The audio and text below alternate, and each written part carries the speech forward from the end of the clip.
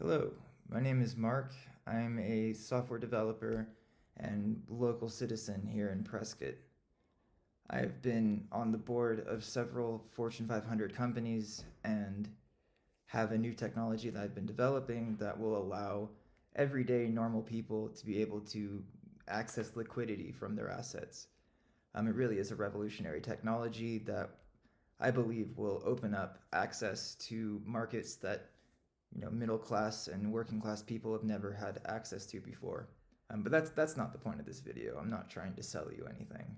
I want to describe a situation that is currently happening to me that is just really concerning and something that I think the citizens of Prescott should know about because it could very likely affect you, your family, your loved ones, and your fellow citizens and neighbors. So first, I'll give some context on the situation itself. Essentially, I was in a very low point of my life. I had been working 90-hour weeks for an employer that was not paying paychecks for 18 weeks. So I was in pretty much complete financial ruin. I was getting eviction notices, disconnect notices from utilities. Pretty much everything was falling apart around me. At the same time, my best friend, mentor, and the person that actually got me into software development passed away. This was someone that was a core pillar in my life, and losing him was one of the hardest periods of time that I've had to go through in order to, grieve and process losing him. I have been diagnosed with autism my entire life, and due to autism, I have difficulty in communicating and in processing and grieving and just handling stress in a general sense. This has been something that I've dealt with my entire life, and it has caused, due to significant traumas and stress that I've encountered during my life, including when I was, younger. I was sexually assaulted by a priest at my elementary school, and I think this really has shaped the type of autism that I have and the possibility for me to mentally kind of break down and lose consciousness during certain extreme periods of stress. So during this extreme period of stress, I essentially had a psychotic break where I completely lost all consciousness and awareness of what was happening. And I guess I messaged my employer that was not paying my paychecks and told them I was kidnapped and that I needed basically the money that I was owed for my paychecks to be paid in order for me to be released. I do not have any recollection sending this message to this individual, but later that day, after I returned from walking my dogs, I looked at my phone and looked through my messages and had realized what I had said.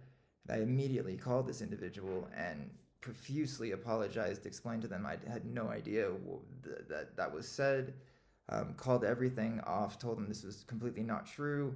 And then they had, contacted the police, since this is a concerning, message to receive from someone, an employee, and they told the police that I was fine, that it was not true, and basically called everything off. So this was done before there was any police contact, before I was in custody or anything of that nature. Hours later, there is two sheriffs that knock on my door. I come outside and I'm immediately put into handcuffs and told that I am under arrest for false reporting.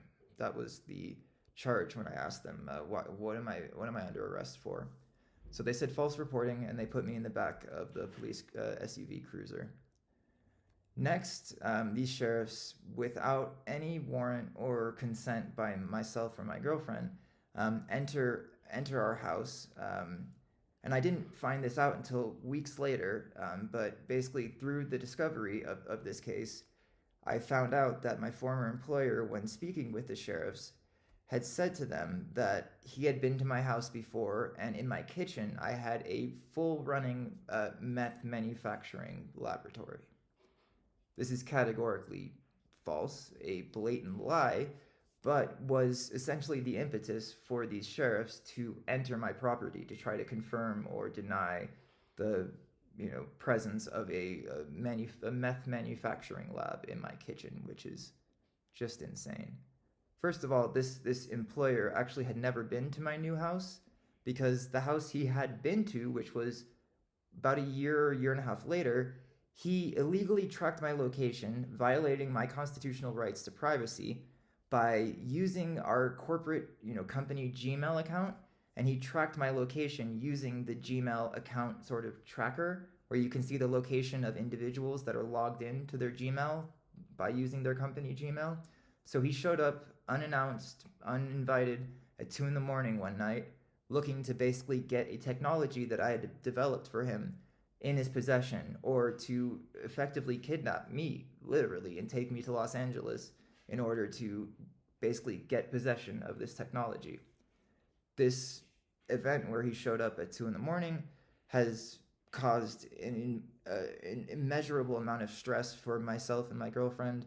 She still has, panic attacks and gets really concerned when the dogs bark and there's potentially someone at the door or the gate. It was a really just horrifying situation. So we had to actually move houses because we just didn't feel safe or comfortable in that house anymore. And I disconnected the company email from my phone so that he would not be able to do that again. So again, when he was speaking with the sheriffs for this particular situation, he had mentioned that he had, seen himself a meth lab in my kitchen, which was so not true. So when the sheriffs entered my house without a warrant or without consent, they searched, the kitchen, the areas downstairs. They didn't find any evidence of a meth lab. No materials, no equipment, no residue, nothing, because I don't run a meth lab. That's absurd. I am a hardworking software developer and a tax-paying citizen who doesn't manufacture methamphetamine. But that blatant lie is what allowed the sheriffs to continue pushing on this particular event, which is really a civil matter between me and him, not something that the state should have been involved in. Regardless, I was already arrested, so they took me to the county jail, essentially, the Yavapai County Jail. And when I was booked, I was never told my charges for probably 12 to 15 hours. It wasn't until I was sitting in front of a judge for a bail hearing that the judge reads my charges. And it wasn't just false reporting now. It was extortion with a deadly weapon, false reporting, and fraudulent schemes. Well, first of all, there was no weapon, any evidence of any type of weapon that was found at my house. None. There was no weapon because there never was a weapon. So to charge me with extortion with a deadly weapon when there is no weapon in custody, no evidence that there ever was a weapon or ever any kind of act of this kind done with deadly force or with threats of deadly force, is completely just not understandable. And so this was essentially a case of false imprisonment as far as I'm concerned, because they are holding me for a charge that they have absolutely no evidence or factual basis to support. So that causes my bail to be extortionately high, because of course any judge reading these charges would be rightfully concerned. Granted, they again have no basis in reality and no factual, evidence to support. Regardless, that is still on my arrest record to this day. But weeks later, the prosecutor silently drops this charge, not at a hearing, not in a, on the record or in a, public sort of official manner. They just very quietly just make it disappear because they realize how idiotic it was and how potentially damaging that charge by keeping it could be to their case, because it's just completely inaccurate and unfounded. So that's kind of the initial, proceedings with the actual day in question, the event of the arrest and everything. But now that I've been going through the legal system within, the Yavapai County Superior Court, I've encountered situations that is really kind of the point of this video, to make you all aware of just the absurdity of the court currently. So I am about to go to trial for this case, and essentially what has happened is I have been denied every possible way that I could potentially defend myself. So prior to the trial, we had a hearing where the judge granted several in limine orders, which states that I am not allowed to talk about my neurological disorder, my autism, whatsoever. It's not relevant, according to the judge, who is neither a medical professional nor in any way aware of the details of my life or of this situation. But she has made a complete, determination that my autism and mental state of mind is not relevant to the case, which is interesting given that having to prove state of mind and, intent is really the burden of proof the prosecution has to get over. And so by completely limiting my ability to describe my mental state and intent and circumstances surrounding the incident, they are effectively making a definitive judgment on my mental state prior to the trial without giving me any chance to actually defend myself and explain the reality of a neurological condition that I've had documented for my entire life. If that wasn't, bad enough, continuing on, the next in limine order that was approved by the judge was that I'm not allowed to discuss any details about the victim in this case, my former employer. We have a long history. He has shown up at my house at 2 a.m, illegally tracked me, and violated my Fourth Amendment rights to privacy. He has not paid my payroll paychecks for 18 weeks consecutively. He has done more emotional manipulation and fraud within the company that I used to work for than you could possibly understand. And due to some unknown reason that I cannot still understand, I am not allowed to discuss anything about our prior relationship to this event, any details about this individual who currently is fighting a federal case for destroying and tortious interference and fraudulent claims about another individual that he basically tried to ruin the reputation. And as well as there's a state case in California where he's being sued for not paying a contractor $60,000, a repetitive behavior, which is abundantly relevant to this case. It shows his, documented and consistent behavior in not paying people he's employed, and going out of his way to spread lies and ruin people's lives. This is documented. This is public information. There is no reason that a judge would rule that details about this individual are not allowed to be brought into trial.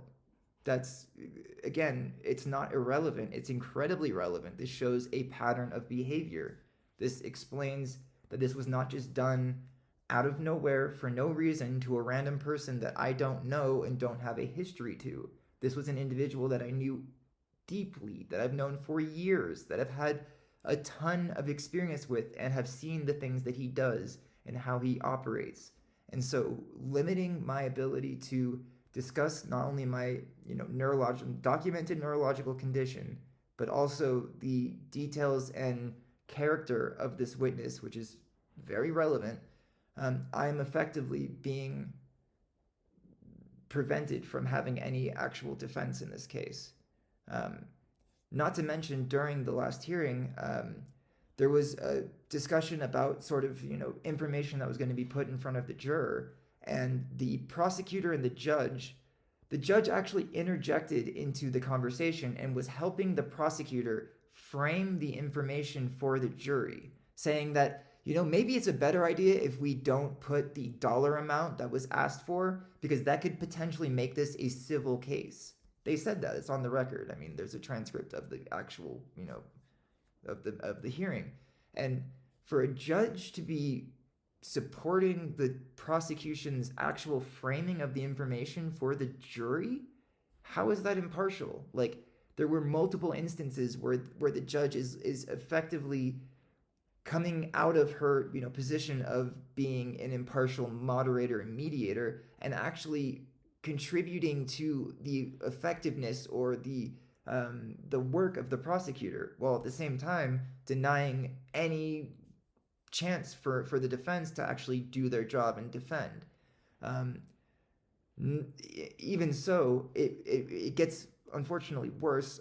My retained counsel, a hearing prior to this most recent one where all of this had happened, he, before even talking to me or giving me any heads up or discussing this with me prior to being in front of the judge during a hearing, he gets up and says, my client wishes to excuse me of representation, like basically fire me from being his counsel because he wants to retain new counsel, and kind of just said this out of nowhere. Again, no warning to me.